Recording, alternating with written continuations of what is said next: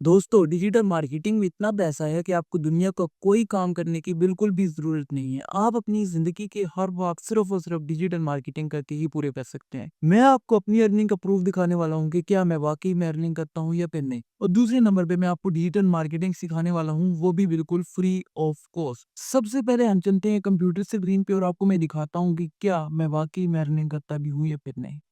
यहाँ पे आप लोग देखें, बहुत सारे लोगों के मैसेजेस हैं। मैं यहाँ से कोई भी एक बंदे को सिलेक्ट करके आपको दिखा देता हूँ।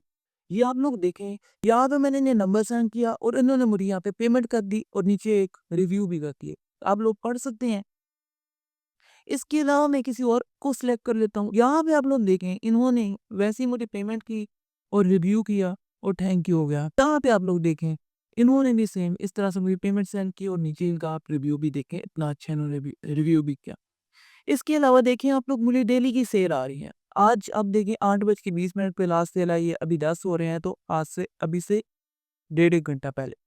उसके बाद 8:01 पे आई, 7:51 पे, 7:57 पे, 7:49 पे, मतलब इस तरह से मुझे रोज़ की 10-15 सेल्स आ रही हैं। अब हम बात करते हैं डिजिटल मार्केटिंग होती क्या है। डिजिटल मार्केटिंग में 2 लफ्ज़ हैं, डिजिटल एंड मार्केटिंग।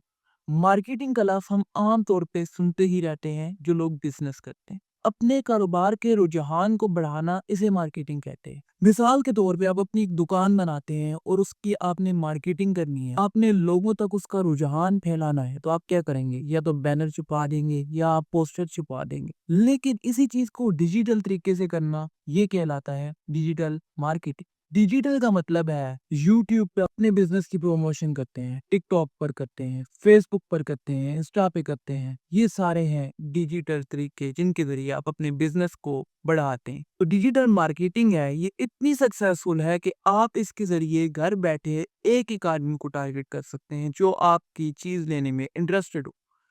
मैं आपको एक और मिसाल के ज़रिए समझाता हूँ। अगर आप लोग एक दुकान बनाते हैं और वहाँ पे बैनर छुपा देते हैं, वो बैनर हर किस्म का इंसान देखेगा। चाहे वो छोटा है, चाहे वो बड़ा है, हर इंसान वो आपका बैनर देखेगा। लेकिन जब आप इसे डिजिटल तरीके से करते हैं, तो आप लोग अपनी ऑडियंस को टारगेट कर सकते हैं। अगर आपकी प्रोडक्ट छोटे बच्चों के लिए है, टॉयज़ हैं, तो आप छोटी एज के लोगों को टारगेट कर सकते हैं। इसके अलावा वहाँ पे आप इंटरेस्ट डाल सकते हैं। इंटरेस्ट का मतलब ये होता है कि लोगों को क्या चीज़ पसंद है। अगर आप टॉयज़ सेल आउट कर रहे हैं, तो वहाँ पे आप लिख सकते हैं टॉय फॉर चिल्ड्रंस। अब वहाँ पे इंटरेस्ट डालने से फ़ायदा ये होगा कि आपकी जो चीज़ है वो सिर्फ़ उन्हीं लोगों को दिखेगी जिन्हें आपकी चीज़ खरीदने में इंटरेस्ट होगा। इसके अलावा बहुत सारी ऐसी चीज़ें हैं जो आप इस सीरीज़ में सीखने वाले हैं। लेकिन मैं आपको एकदम से मुश्किल की तरफ नहीं लेके जाऊँगा, आपको बेसिक से एडवांस तक लेके जाऊँगा, क्योंकि यहाँ पे यूट्यूबर्स ऐसे हैं जो इतना मुश्किल करके चीज़ों को बताते हैं कि कुछ समझ ही नहीं आता।